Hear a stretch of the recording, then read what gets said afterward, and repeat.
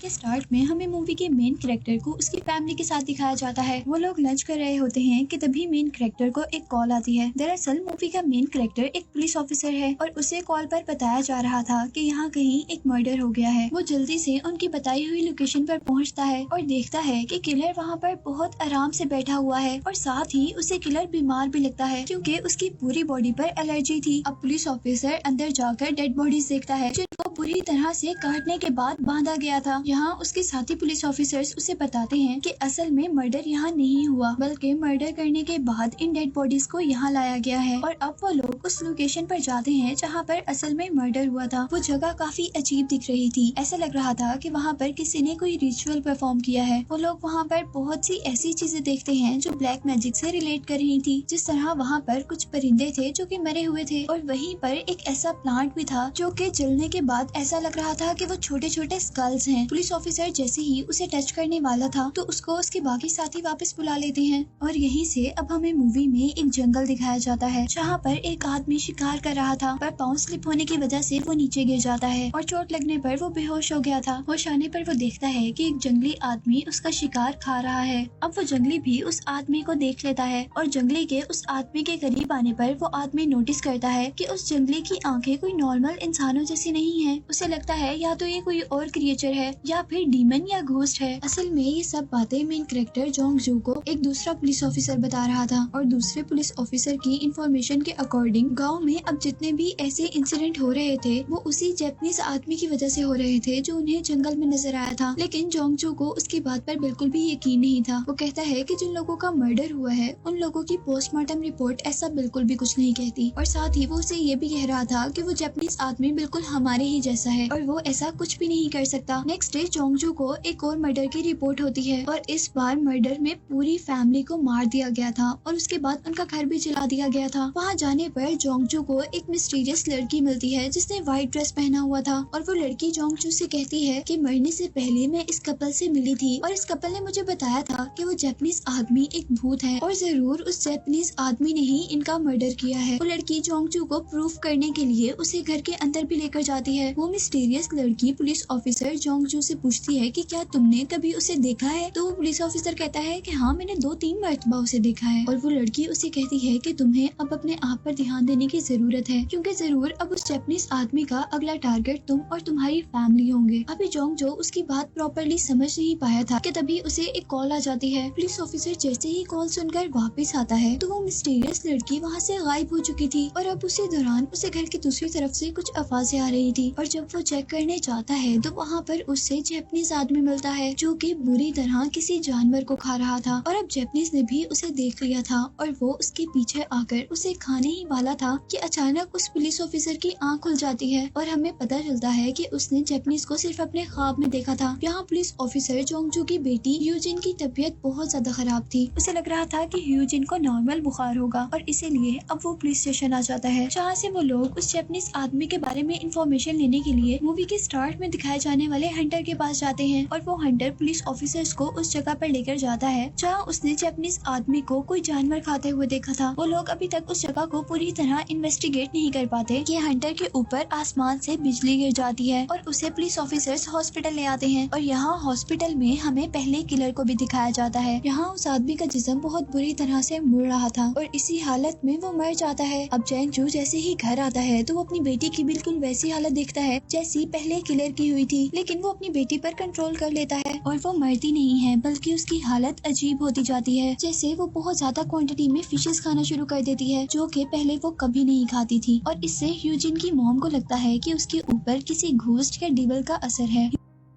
ह्यूजिन की मॉम जोंगजू से कहती है कि हमें इसे किसी अच्छे शैमन को दिखाना चाहिए। शैमन एक ऐसा आदमी होता है जो रिचुअल परफॉर्म करके डीमंस या घोस्ट को दूर करता है, लेकिन जोंगजू को इन सब बातों पर बिल्कुल भी बिलीव नहीं था। इसीलिए वो उनकी बातों को इग्नोर करते हुए पुलिस स्टेशन आ जाता है जहाँ उसके साथी पुलिस ऑफिसर उसे एक आदमी से मिलवाते हैं। वो आदमी प्रीस्ट होने के साथ साथ जापानीज लैंग्वेज भी जानता था। पुलिस ऑफिसर्स का कहना था कि हमें इस आदमी की जरूरत पड़ सकती है जब हम उस जापानीज आदमी से मिलने जाएंगे क्योंकि गाँव वालों के अकॉर्डिंग ये सब कुछ कुछ उस जैपनीज आदमी की वजह से ही हो रहा था। वो लोग उस प्रीस्ट को लेकर उस मिस्टीरियस जैपनीज के घर जाते हैं, जहाँ एक पुलिस ऑफिसर को बहुत सारी ऐसी फोटोज मिलती हैं जो गांव वालों की थी और वो सारे गांव वाले मर चुके थे। यही जैंग जू दूसरे रूम में जाता है और वहाँ जाने पर उसे लगता है कि ये कोई रिचुअल रूम है जहाँ पर बहुत सी चीजें ब्लैक मैजिक से रिलेटेड थी। और तभी उतने में वहाँ पर जैपनीज आदमी आ जाता है, लेकिन वहाँ की सारी कंडीशन को देखकर ये दोनों बहुत ज्यादा डर गए थे और उनको लग रहा था कि जरूर वो कोई घोस्ट है, इसलिए वो डर कर वहाँ से वापस आ जाते हैं। अब जेंगजू के साथ वाला पुलिसमैन जेंगजू को बताता है कि उस जैपनीज आदमी का अगला टारगेट तुम्हारी फैमिली है। जेंगजू से पूछता है कि तुम ऐसा कैसे कह सकते हो, जिस पर वो पुलिस ऑफिसर जेंगजू को एक शूज दिखाता है जो कि उसकी बेटी का था। इसीलिए वो घर जाकर ह्यूजिन से उस जैपनीज आदमी के बारे में सवाल करता है और उसका नाम सुनते ही ह्यूजिन बहुत ज्यादा गुस्से में आ गई थी। कुछ देर बाद भी ह्यूजिन की बॉडी पर वैसी ही एलर्जी देखता है जैसे हमने मूवी के स्टार्ट में किलर की भी बॉडी पर देखी थी। अब जेंगजू जल्दी से प्रीस्ट को लेकर जैपनीज आदमी के घर जाता है। वो वहाँ मरे हुए लोगों की फोटोज को देखने आया था, पर वहाँ जाने पर उसे कोई भी फोटोज नहीं मिलती और वो गुस्से में वहाँ की हर चीज तोड़ने लगा था। और ये देखते हुए जैपनीज आदमी का डॉग उस पर अटैक कर देता है और वो डॉग को बहुत बुरी तरीके से मारता है। और जैसे ही उसके सामने जैपनीज आदमी आता है तो वो उसे धमकी देता है कि अगर 3 दिन तक तुमने ये जगह खाली ना की तो मैं तुम्हें भी बहुत बुरी तरह मारूंगा, जैसे मैंने इस डॉग को मारा है। यहीं दूसरी तरफ अब ह्यूजिन की हालत बहुत ज्यादा खराब होती जा रही थी और अब जेंगजू अपने घर में एक शेमैन को बुलाता है और उस शेमैन को जेंगजू के घर पर एक पॉट मिलता है। वो जेंगजू को अकेले में लेकर जाकर कहता है कि तुम्हारी बेटी के साथ जो सब कुछ हो रहा है वो जैपनीज की वजह से ही हो रहा है और वो जैपनीज आदमी कोई इंसान नहीं है। अगर तुम इन चीजों से बचना चाहते हो तो तुम्हारे पास सिर्फ 2 रास्ते हैं, या तो उस जैपनीज आदमी को जान से मार दो या फिर मुझे यहाँ पर एक रिचुअल परफॉर्म करना पड़ेगा। वो कहता है कि अगर ऐसा ना किया गया तो जो कुछ तुम्हारी बेटी के साथ हो रहा है वो पूरे गाँव के साथ होगा। जेंगजू उसकी बात मान जाता है और अब मूवी में हम देखते हैं कि यहाँ पर 2 जगह रिचुअल परफॉर्म हो रहा था। एक वो जो जेंगजू के घर पर शेमैन कर रहा था और दूसरा जो जैपनीज अपने घर पर कर रहा था। उस शोमैन ने अपना रिचुअल परफॉर्म करने के लिए एक बहुत बड़ी सी डॉल बनाई थी। वो डॉल ह्यूजिन जितनी बड़ी थी। वो अपना रिचुअल परफॉर्म करते करते जैसे ही उस डॉल को मारता है और जहाँ मारता है उसी वक्त और उसी जगह पर ह्यूजिन को भी पेन होता है। दूसरी तरफ उस जैपनीज आदमी को भी वहीं पर पेन हो रहा था जहाँ पर ह्यूजिन को पेन हो रहा था। हम देखते हैं कि ह्यूजिन की हालत बहुत ज्यादा खराब हो गई थी और वो किसी न किसी तरह अपने फादर से इस रिचुअल को बंद करने को कहती है और जेंगजू उसे बंद कर अपनी बेटी को हॉस्पिटल ले आता है। और दूसरी तरफ हम जैपनीज आदमी को देखते हैं जो कि दर्द से रेंगता हुआ अपने घर से बाहर आ गया था और वहाँ पर वो उसी मिस्टीरियस सफेद कपड़ों वाली लड़की को देखता है, जिसे देखकर वो बहुत ज्यादा डर जाता है। अब यहाँ हम देखते हैं कि वो रिचुअल तो खत्म हो चुका था और शेमैन के अकॉर्डिंग यहाँ पर इस चीज को रोकने के सिर्फ 2 ही रास्ते थे और अब उनके पास दूसरा रास्ता ये था कि वो जैपनीज आदमी को मार दे। अब जेंगजू प्रीस्ट और दूसरे आदमियों को लेकर जैपनीज के घर जाता है। वहाँ उसे जैपनीज तो नहीं मिलता, लेकिन घर के पीछे उन्हें ज़ोंबी की तरह का एक आदमी दिखता है जिसे वो मारने लगे थे, लेकिन प्रीस्ट उन्हें रोक लेता है और वो अजीब सी हालत वाला आदमी प्रीस्ट को ही काट लेता है और उसको काटने के बाद वो खुद मर जाता है। यहीं पर अब जेंगजू की नजर जैपनीज पर पड़ती है और वो जैपनीज को पकड़ने के लिए उसके पीछे भागते हैं, जबकि वो जैपनीज आदमी उनसे डर कर कहीं छुप जाता है। और जब जेंगजू और उसके लोगों को काफी ढूंढने तक वो नहीं मिलता तो वो लोग वापस आ जाते हैं। लेकिन अब उस जैपनीज आदमी के पीछे वो व्हाइट ड्रेस वाली लड़की पड़ गई थी, जिसे हमने पहले भी देखा था कि जैपनीज आदमी उससे बहुत डरता है। और आखिर हम देखते हैं कि वो लड़की जैपनीज आदमी को मार देती है और उसकी डेड बॉडी को जेंगजू की कार पर फेंकती है। वो लोग उसकी डेड बॉडी देखकर डर गए थे और वो सब लोग फैसला करते हैं कि वो उस जैपनीज की डेड बॉडी को वहाँ से दूर फेंक देंगे। जेंगजू अब अपनी बेटी के पास जाता है जहाँ पर ह्यूजिन बिल्कुल ठीक हो चुकी थी और जेंगजू को लग रहा था कि उस जैपनीज की मरने की वजह से सब कुछ ठीक हो गया है, लेकिन हालांकि सब कुछ ठीक नहीं हुआ था, क्योंकि हम देखते हैं कि जख्मी प्रीस्ट को अब बहुत से इल्यूजन्स आ रहे हैं जिसमें जैपनीज है और दूसरी तरफ उस शेमैन को भी ऐसे ही इल्यूजन आ रहे हैं। तो वो देखता है कि उसके साथ ही पुलिसमैन ने उसके सारे घर वालों को मार दिया है और वो भी मूवी में दिखाए जाने वाले पहले किलर की तरह जमीन पर बैठा हुआ है और उसकी पूरी बॉडी पर एलर्जी है।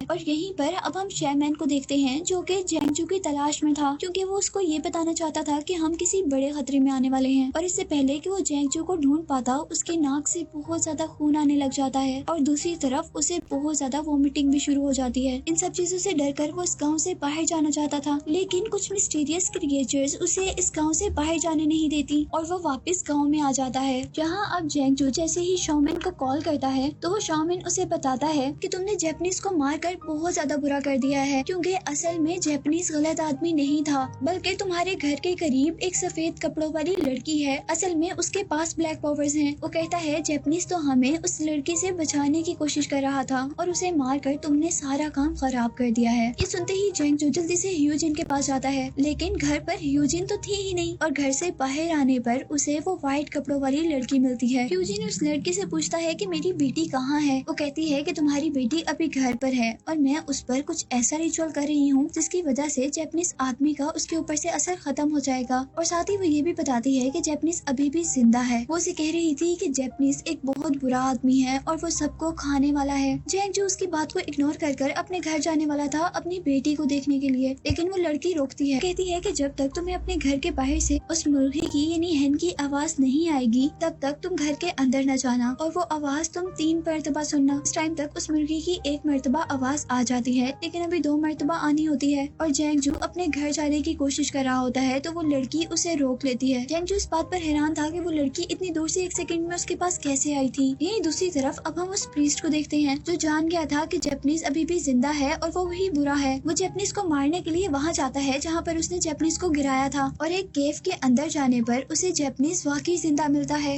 इस केव के अंदर जैपनीज अभी भी कोई रिचुअल परफॉर्म कर रहा था। अब यहीं पर हम ह्यूजिन को देखते हैं जो कि बहुत सारी फिशेस खा चुकी थी और वो अभी भी फिशेस ही खा रही थी। और फिर अचानक वो बहुत ही वियर्ड तरीके से अपनी मॉम को देखती है और फिर उनके पीछे रखी हुई नाइफ को। यहीं उसके घर के बाहर जेंगजू को शॉमैन की कॉल आती है जो उससे कह रहा था कि तुम सफेद कपड़ों वाली लड़की की बात नहीं मानना, जबकि वो लड़की उसे कह रही थी कि तुम घर के अंदर मत जाना। अब यहाँ पर हम दोबारा जैपनीज आदमी को देखते हैं जिसे प्रिस्ट पूछ रहा था कि तुम सच सच बता दो कि तुम हो कौन, नहीं तो मैं तुम्हें मार दूंगा। और जैपनीज आदमी कहता है कि मैं कोई भूत नहीं हूँ, मैं तो एक आम इंसान हूँ। वो उसे पूछता है कि क्या भूतों के पाँव इंसानों जैसे होते हैं। वो कहता है कि मेरे हाथ पाँव मेरी स्किन बिल्कुल इंसानों जैसी है, तुम चाहो तो मुझे टच कर सकते हो। और यहाँ अब जैपनीज आदमी अपना कैमरा उठाता है प्रीस्ट की फोटो लेने के लिए, जबकि दूसरी तरफ हमें जेंगजू को दिखाया जाता है जो कि उस लड़की के मना करने के बावजूद अपने घर में चला गया था और उसके वहाँ जाने से सबसे गलत काम होता है, यानी उसकी बेटी उसकी फैमिली को मार देती है। और इतना सब हो जाने के बाद भी वो अपनी बेटी को प्यार से अपने पास बुलाता है। और यहीं से सीन कट होकर हमें दोबारा जैपनीज आदमी को दिखाया जाता है जो कि अपनी अब असल शक्ल में था। उसकी स्किन बहुत ज्यादा अजीब दिख रही थी, जबकि उसके सर पर 2 सींग भी थे। उसके नेल्स, उसकी आंखें सब कुछ अजीब हो गई थी। और इससे हमें पता चला था कि वो व्हाइट कपड़ों वाली ही सही लड़की थी, यानी उसके पास व्हाइट पावर्स थी, जबकि असल में ये जैपनीज आदमी ही डीमन था। और अब यहाँ पर हम चैमन को भी देखते हैं जो कि जेंगजू के घर पर आया था, जहाँ वो व्हाइट कपड़ों वाली लड़की ऐसे बैठी थी जैसे वो सब कुछ हार गई है, और दूसरी तरफ ह्यूजिन भी ऐसे बैठी हुई थी जैसे सारे किलर मर्डर करने के बाद बैठ रहे थे। वो उस घर के अंदर जाता है और सारे मरे हुए लोगों की फोटो लेकर बाहर आता है। जैसे ही वो अपनी कार के पास वो फोटोज रख रहा था तो उसके हाथ से एक बॉक्स नीचे गिर जाता है जिसमें सारे मरे हुए लोगों की फोटोज थी। और हमें पता चलता है कि असल में शैमन भी उस जैपनीज आदमी के साथ मिला हुआ था, और जब वो ह्यूजिन पर रिचुअल भी परफॉर्म कर रहा था तब भी वो जैपनीज आदमी के साथ था। और जैपनीज आदमी को उसके रिचुअल की वजह से दर्द नहीं हो रहा था, बल्कि उस व्हाइट कपड़ों वाली लड़की के रिचुअल से पेन हो रहा था। अब यहाँ जो हमने देखा था कि शैमन डरकर इस विलेज से भागने की कोशिश कर रहा है, तो उसे भी जैपनीज आदमी ने रोका था अपनी मैजिकल क्रिएचर से, क्योंकि शैमन उसके लिए काम करता था।